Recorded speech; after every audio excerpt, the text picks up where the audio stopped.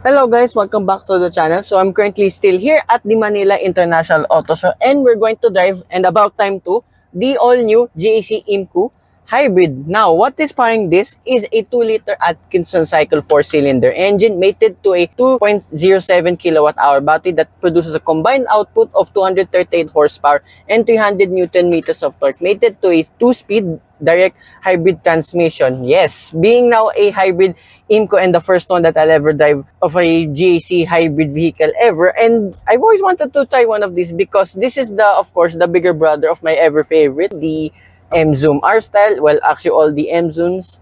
And yeah, I always wanted to try this out since this debuted exactly last year too at this event. You get tilt and telescopic for the sting, and the design overall, like from the exterior, the side profile, and even up to the rear with the faux exhaust, is exactly the same. Here in the interior, again, almost exactly the same too. Here in the door card, you get this very cool opening like in the door handles itself, but these are new. You get now a digital instrument cluster with a lot of information and all that. And I just realized too, I'm not sure if you heard it on camera, the engine just bursted into life since we were just running on EV mode at the moment.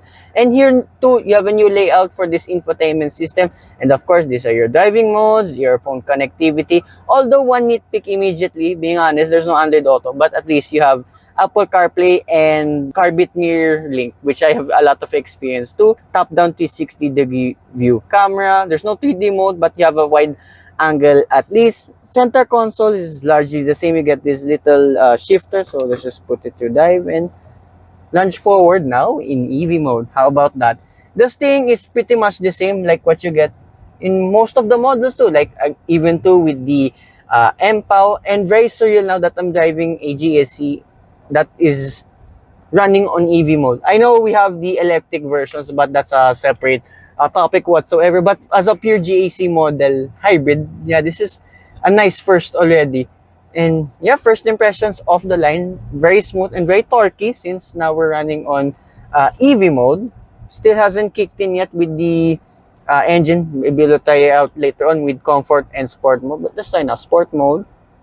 Okay. So whatever driving mode you are in, you have to be very, very gentle on the throttle. And as you can see up here, you have a panoramic moonroof because it doesn't open all the way, but at least there's a glass roof at least. And multiple adjustments you can do here too with the instrument cluster. There's a lot of information. And what I noticed too, when you switch to driving modes, there's already adjustments, automatic adjustments for the regenerative braking. So if you put it on Eco, it says you're strong. And then comfort is just weak. And if you put on full on sport mode, it's off.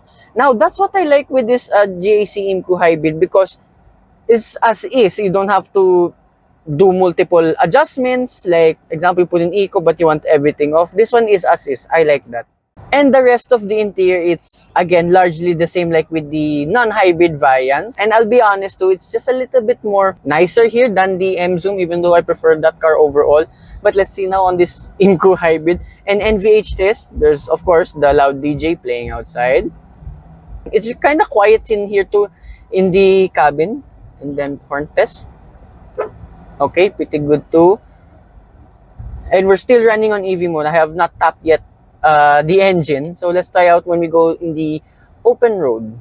And the brakes too, again, being a hybrid, it's somewhat sharper than I expected, because hybrids tend to be a little bit wonky when it comes to their brakes. This one's a direct feel, and it so far so good. I don't see any sudden changes of the feel with the brake pressure itself. And here running 20 kilometers per hour, I am still in EV mode. And then let's try to floor it a bit. Ooh. Okay, that is just eco mode, right? So you can feel a lot of torque now. Remember, 300 Newton meters of torque is, of course, much more powerful now than the non-hybrid variants. And being a 2-speed transmission mated to the hybrid itself, it's a lot more responsive than usual. So I assume the 2-speed will do a better job once you go to higher speeds. The top speed of this is not as high as you think. I think it's only 160 kilometers per hour, which is given because it's only limited and you have a battery. But off the line, like low end torque, like here, let's try now comfort mode. Ooh, wow. So can't wait to try out sport mode once we have more of open roads. The battery system of this Emkoo is really good. It's actually so seamless, just as good as the, what, call me crazy, like with the Honda Civic RS Hybrid, even though they share the same development, because GAC as well did some of the Honda vehicles in China, if you know only. Yeah, I can see a lot of the tech progress now with a lot of Chinese vehicles, including this one. I mean, for a hybrid vehicle, you expect to go to the Japanese, but this one is a very good shout. I like this. And again here, off the line, buttery smooth. I think one of the better GAC models that I've tried out so far. And I assume the second gear will kick in around 100 to 120 kilometers per hour, given my experience with some of other Chinese vehicles with this drivetrain too. And there's something I discovered too while we were at a stop. You can change to the regenerative braking at will, along too with your steering mode. So we were just in normal. It was light overall, but I left it in sport mode now since there's a lot more heft now than usual. Let's try e-sport mode. Ooh! Wow, that's really punchy. Wow! And very responsive too, given you have the battery to aid you off the corners too, and off the line. Wow!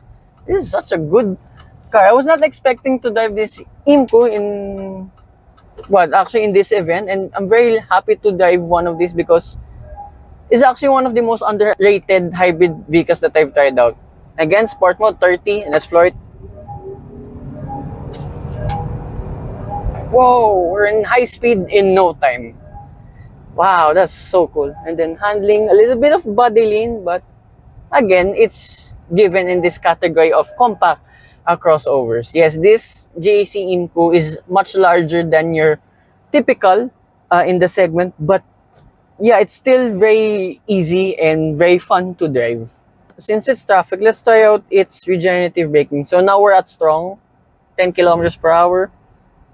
Oh, okay, it's slowing down a lot. So I think the strong of this is kind of like in between a level 3 and level 2 regen system. It's not as intrusive as some of the new energy vehicles. Wow, new energy vehicles that I've tried out there. This is actually very, I keep saying it, very smooth, because that's the best thing I can explain with this Emkoo hybrid. And finally, an open road. Let's sport mode one more time.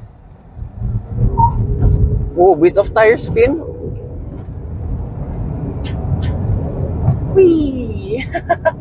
That's really peppy. I think even way better than the non-hybrid variant. I'm very impressed with this vehicle.